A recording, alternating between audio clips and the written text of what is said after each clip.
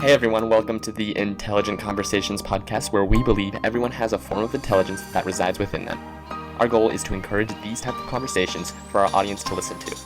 Without further ado, welcome to the show.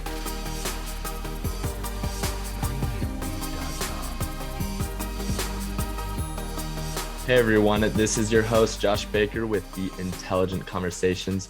Welcome back to the show. Today I have the honor to speak with Emily Sander. She is a business coach, author, and currently is a chief of staff in a big company. I didn't quite catch the name of the company. I'm sure she can talk about that. She has spent 15 years in the business world. She's learned that helping others reach the next level is a passion of hers.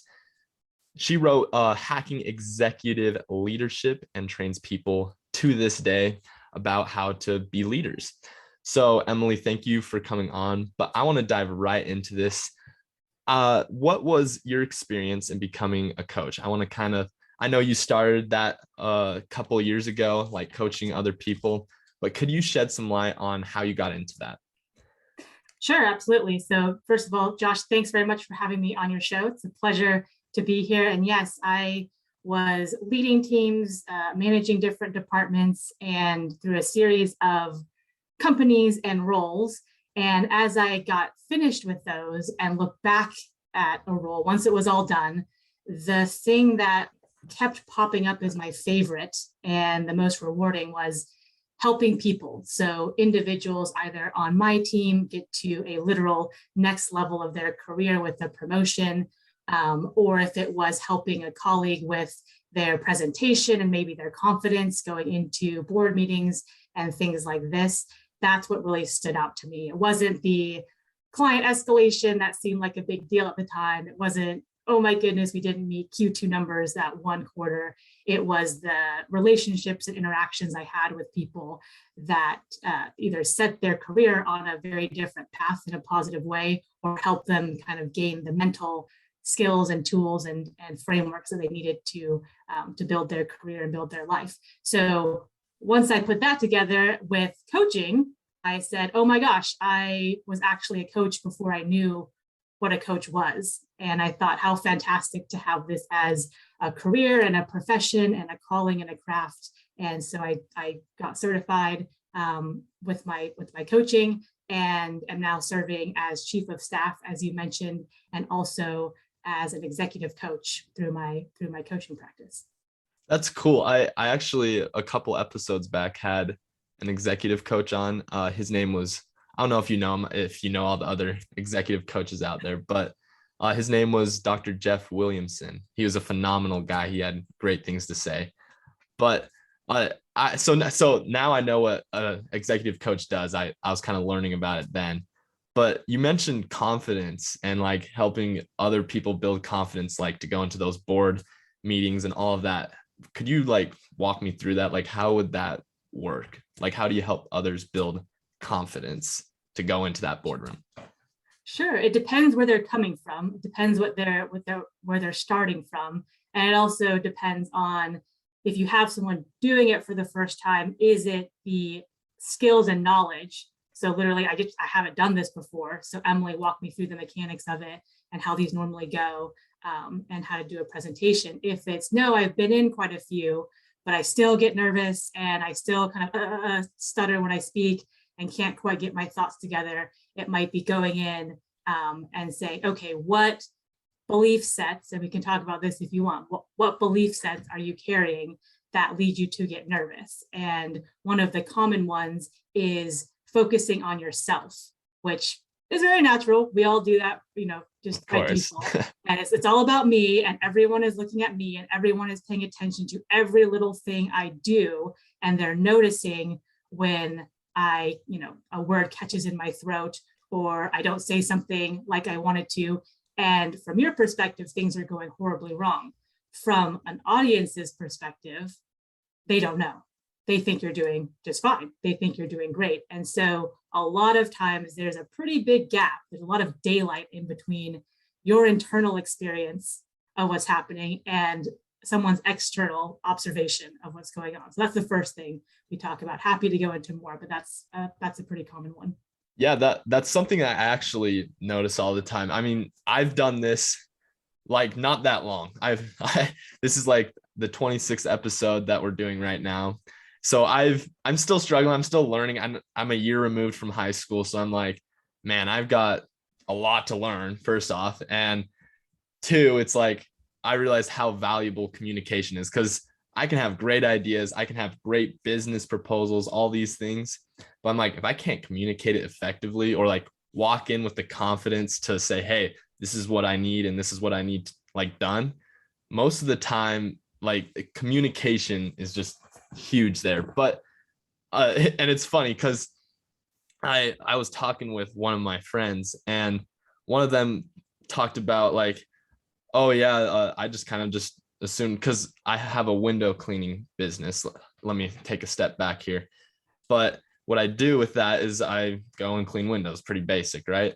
And I finally had one of my friends come out and work with me, and it was great. And I learned in that instant, like I just have to just be confident when I'm saying, even if it's wrong, I have to own up for that to that mistake. But if it's wrong, own up to the mistake. But most of the time, they're just going to be like, "Oh yeah, that's right. I love what you're saying. Let's go that direction."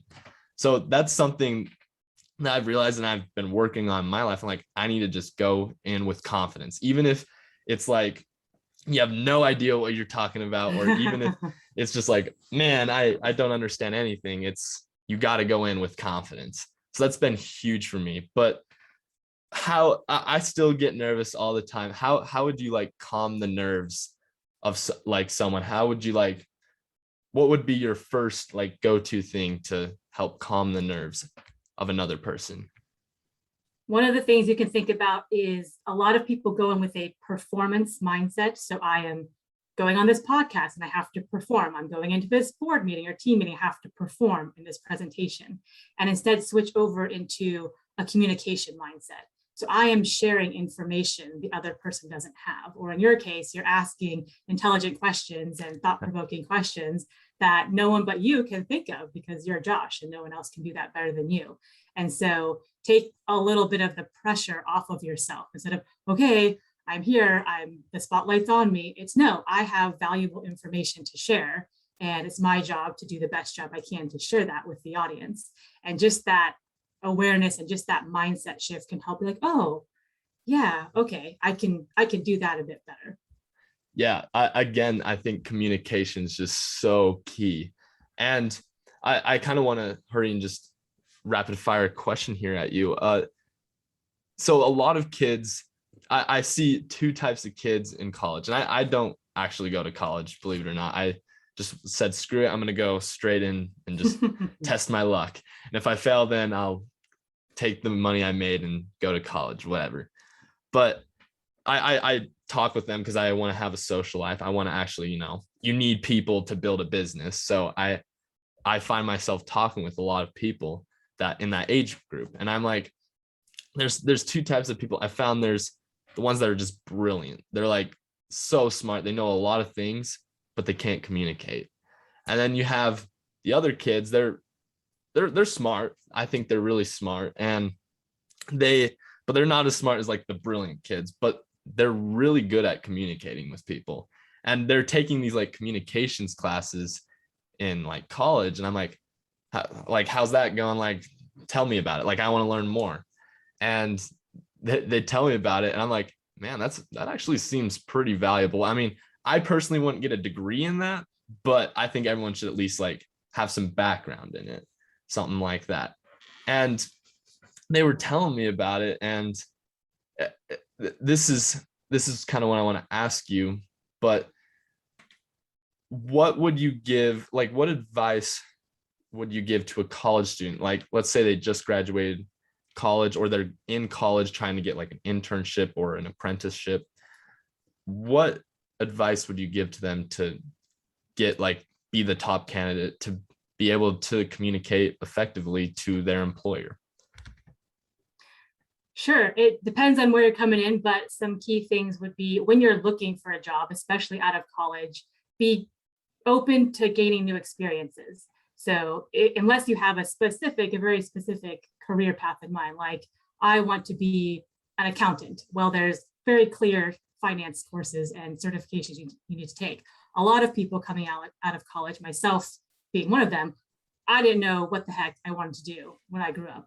And so I just kind of looked at the different jobs and looked at all the job descriptions and what I would be doing and made the best decision I could from there. But keep in mind, you want to gain valuable experiences. So if it's in the general direction of where you want to go career-wise, if you're into finance, maybe try something in finance. If you're into service or entertainment, go into those industries, general direction, but be open to gaining valuable skills, working with great people, making sure the company's values are aligned with yours. Those types of things are the big ones you're looking for. And then to go into the interview, I would do the basics for sure. So do a little research on the company and the person you're going to be speaking with going into it. You can go on their website, you can go on LinkedIn on their about page. They usually have a short paragraph about what they do. I'd read up on that if you can find the person you're speaking with.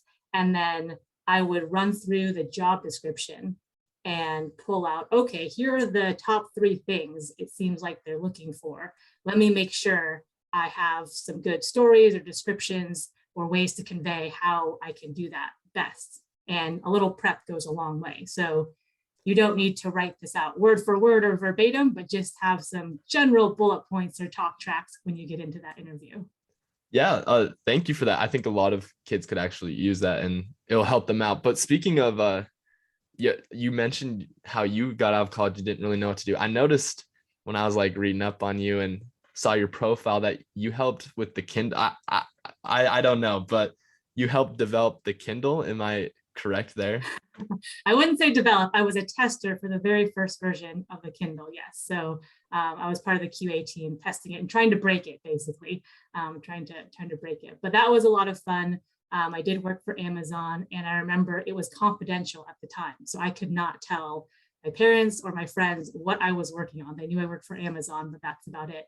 And we launched that right before Christmas in 2007. And so then everyone knew what it was and I got to tell people. But yes, that was a lot of fun. What do you mean by break it? Like you guys like tried to actually break the Kindle? Not physically, but we tried to Okay. go forward on pages, go back, highlight this, like try to push the buttons and make it error out and things like that. And we would mark, okay, this book's text appeared correctly, this had images, this graph looked janky, and we would go through and just say, okay, what's the quality of the user experience there? So yes, that was before anyone knew what an e-reader was, and now it's pretty commonplace. So That's so cool. I mean, I love doing like this show because I meet just so many interesting people. And I mean, that's just so cool because that's in my lifetime. And it's weird to think because I'm like, I was probably like, I don't know, like 7 or 8 at the time. Like I was like, oh, cool, a Kindle, right? Or the iPhone came out during my lifetime. I feel like that's always been around. But it's just crazy to me to think that that's like the reality of where we are today. It's like, man, it's been around for only like 10, 15 years. But for me, it felt like it's been like, oh, this is just normal. But I kind of want to get some thoughts on here because I just kind of got a thought here. Instant gratification. I think that's something, I mean, along the lines of technology and all that. A lot of, I mean, I would say the younger you get, the less patience you have. And I don't know, maybe this isn't something you can answer, but how would you help, like, because I think personally speaking, patience is one of the most valuable things a leader can actually have, because you have to be willing to sit there, you have to listen to their side of the story and really understand what they're trying to like communicate to you. So how would you help?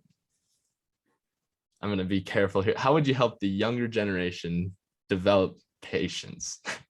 ooh, $1 million question. If you can solve that, Josh, you got millions of dollars coming to you. I would say you're right, though. There are times when leaders need to be very patient. They need to not have an emotional knee-jerk reaction because it makes it worse. And they need to be that calming, steady influence on the person they're speaking with or the group that they're leading. And so, we are on our phones all day. We are on social media, and that is very instant gratification. Kind of see what comes up on your feed, and it's a lot like a gambling machine, one of those slot machines in Vegas, where you're like, what's on my feed today? And it's very gratifying when you get something juicy. So I think when you go into the business world, and depending on what industry you're in, you probably want to put a different hat on and say, okay, I'm being a leader of myself in this role, or perhaps a team. And if you progress in your career and become a leader who is managing other people managers, it's 2 levels deep. So you even have to have that perspective. But I would tell young people or young adults today to think about the power of compounding. And so most people hear about this in terms of finance, right? So yeah, you contribute to your 401k and watch it compound over time, which if you do a calculator, just go look at the power of saving, $200 or $500 a month when you're 20 and see how much you'll have by the time you're going to retire. You're going to be a millionaire. So go look that up to understand the power of compounding, and then take that principle and put it into developing your skill set and developing your communication and being a better communicator, presenter, how to interact with different people. That will compound over time as well, and that will serve you just as well, if not more. So I would really encourage people to, if you're not the best presenter or you want to be good at any skill, go practice it. I mean, Josh, you just said, hey, this is my 26th podcast episode. I got to get out here every time I do this and stretch myself. That is going to pay you dividends going forward. So you're investing in yourself and you're investing in others. So I would encourage young adults to take the same path. That's some great advice. I think a lot of people should take that to heart, one. But it reminds me of a quote from Albert Einstein, right? This genius, right? He says that compounding interest is the 8th wonder of the world.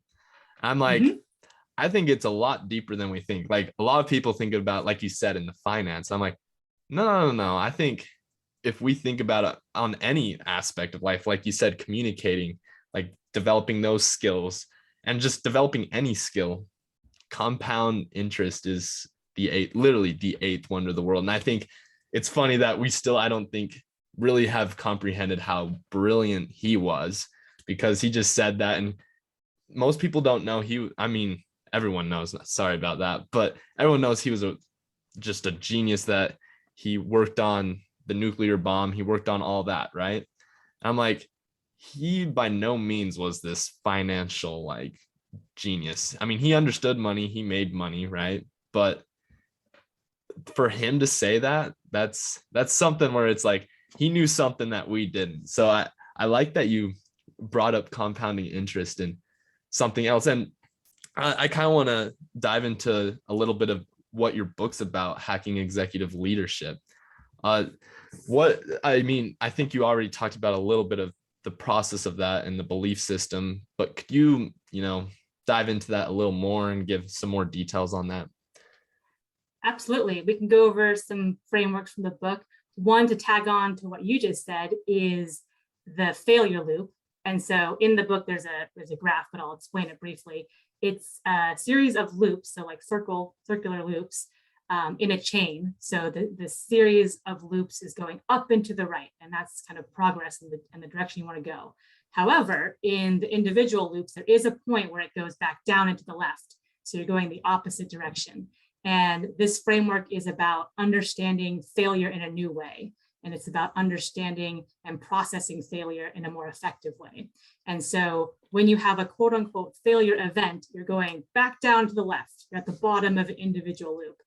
If you sit there and stop and go, oh, I'm a failure, I failed, this is embarrassing, I feel guilty, I'm ashamed, and then stop, then that's one way to go. If instead you say, okay, this just happened, it didn't go the way I wanted it to, it feels like crap, but I'm going to take the learning and take the lesson out of that experience and apply it going forward. You've just propelled yourself up to the next loop. And so you've made progress.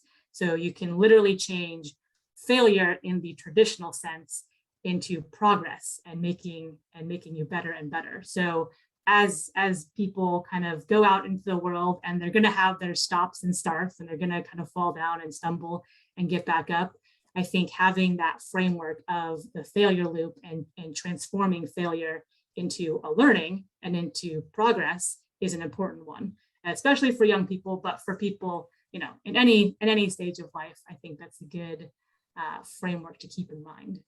Yeah, I think that's ultimately what we all want. We want to progress just in our personal lives, in our career, physical, like every aspect of our life. We want to be better than we were yesterday. That's something that I love to live by. I'm like, honestly, sure, today sucked, but tomorrow it's going to be better. And then I just have that belief in me that like, hey, tomorrow will be better. Like, and as long as I'm working towards something bigger than what I am right now, then eventually I will get there. And then this is something that, I mean, it just came to me again, but this is something that I recently like encountered. I'm like, I keep going, I keep like working and like working my tail end off to like make this work, to make my other business work. And I finally got talking with my mother one day. I'm like, man, like I just feel like I can't accomplish anything. Like every time I get something, then I fail. And I was just like, man, this sucks type of thing. And it's like, well, you have to take a step back almost and reflect and say, all right, where were you a year ago? And I was like, well, a year ago, I was in high school, had no clue what I wanted to do with my life. And she's like, well, there you go. Look where you are now. I'm like, that is pretty cool. I have come a long way from a year. And she's like, yeah, you have to take a step back. You have to reflect and say, hey, I've actually done quite a bit. And you also can look at your past failures and say, I got through that. Why can't I get through this? And I think that's something I've realized. And I think it kind of gives me advantage as well. Cause I'm like, every time I encounter a failure, I'm like, oh, no worries. This will work out. Like, and I mean, I know I'm just getting the tip of the iceberg, but I kind of want to hear your thoughts on what is the power of reflection in your life? Like, what does reflection mean to you, and how do you, like, what does it mean to you, I guess is what I'm saying.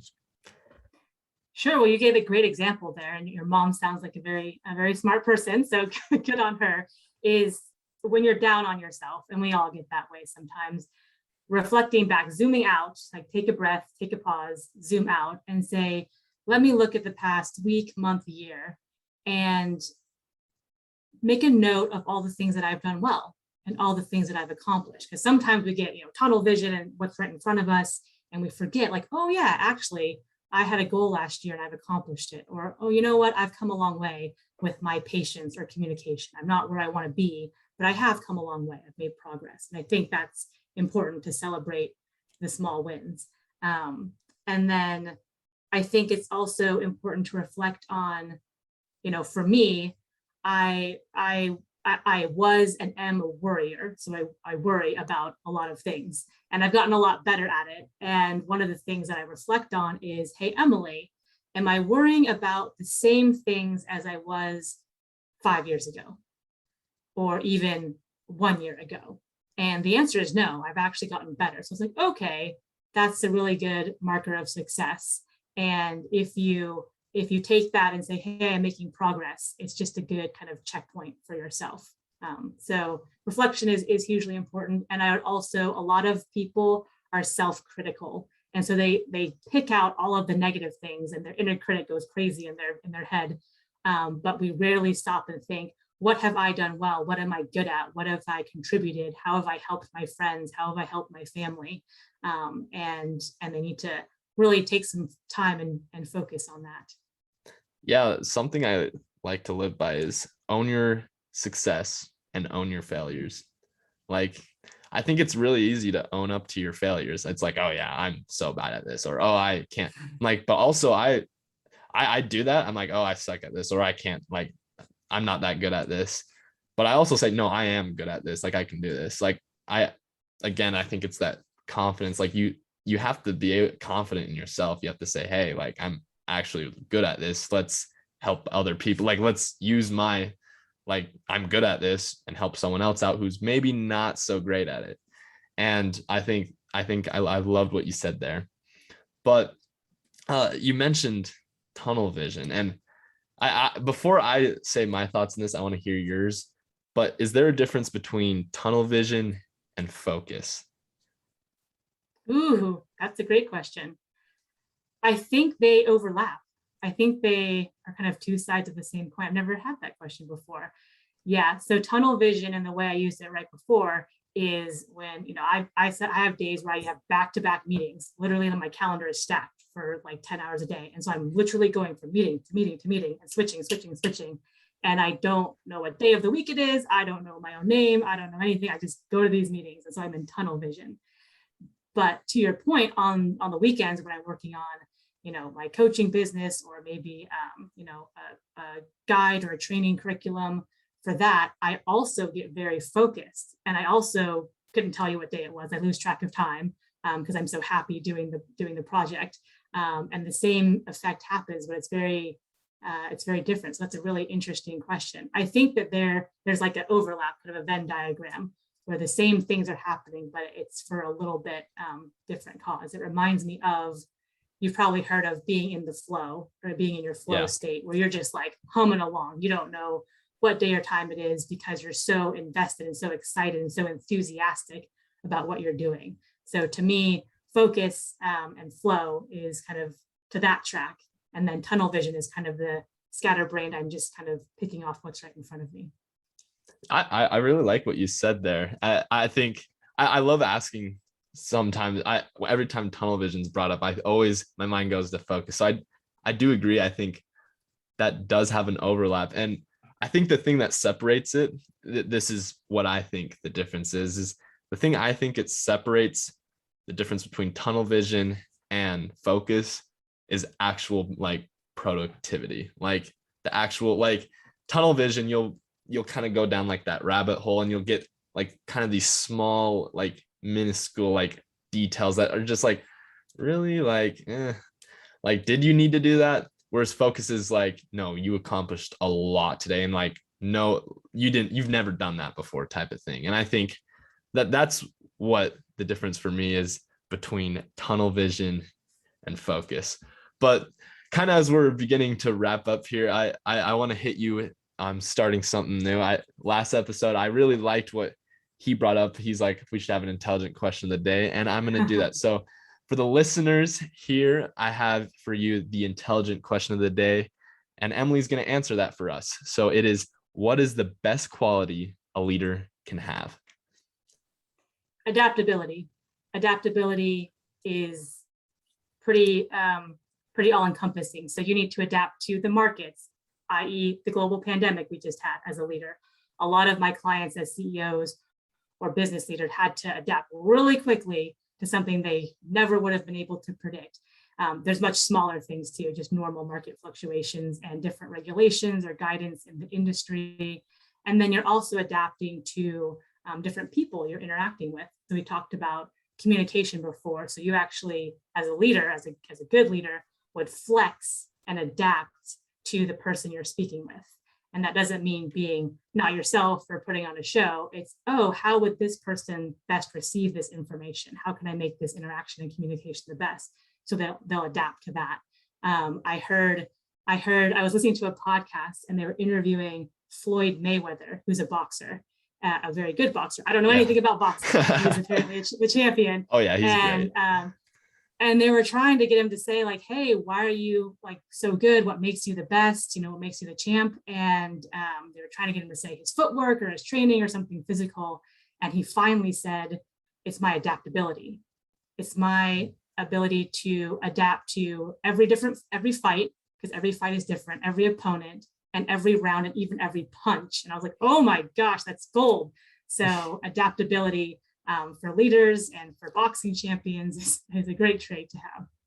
Yeah, I couldn't agree more. Everyone, that is right there, your intelligent answer of the day. So adaptability, I'm going to touch on that a bit. I think honestly, it's critical. Like I mean, COVID definitely, I think, exposed who were more willing to adapt and who wasn't. And now we're starting to see like the results of who's paying for it and who's like getting the rewards from adapting. And I think, I mean, I didn't know Floyd Mayweather. I haven't seen that interview, but thank you for bringing that up. I mean, I like to follow him a little bit. I used to box in my spare time, nothing serious, but just I boxed here and there. And so thank you for sharing that. That I think adaptability is definitely a key trait a leader can have, a quality a leader can have to help in business, their relationships, honestly, any aspect of their life.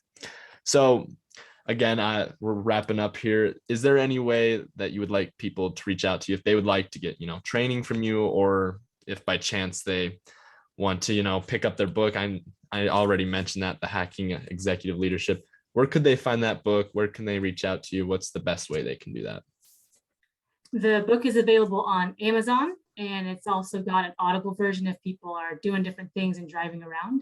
And the best place to get in touch with me is my website, which is nextlevel.coach. So nextlevel, all one word, .coach. You can drop me a line there, and or sign up for my newsletter, get helpful and fun information there. But nextlevel.coach and Hacking Executive Leadership on Amazon. All right, sweet. So everyone, there's her information there if you'd like to reach out to her. And thank you so much, Emily, for coming on. I really enjoyed what you had to say. And yeah, thank you so much for coming on. My pleasure. And Josh, just a word of encouragement. I'm really inspired and impressed by what you're doing. And you've branched out to do your own thing. And it sounds like you're doing it the right way and the smart way. But you've got a podcast, asking intelligent questions. And I'm just want to give kudos to you for all that you're doing. Thank you. That means a lot. So everyone, as you can tell, that is Emily Sander, and she has intelligent things to say. So she had, as you can tell, great things to say there. I would take some of her advice there to heart, especially that adaptability part. I think that is really great advice there. And tune into next week's episode. We have a great guest lined up for that week as well. And see you guys next week, and let's get after it.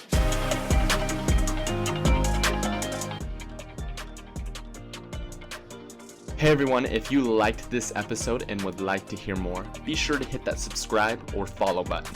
We release a new episode every Wednesday for you guys to listen to. Thank you guys so much for the support that you give. We could not have done this without you guys. If you would like to be a potential guest on the show, check out intelligentconvos.com, and there should be a form there for you guys to fill out. Thank you guys again, and let's get after it.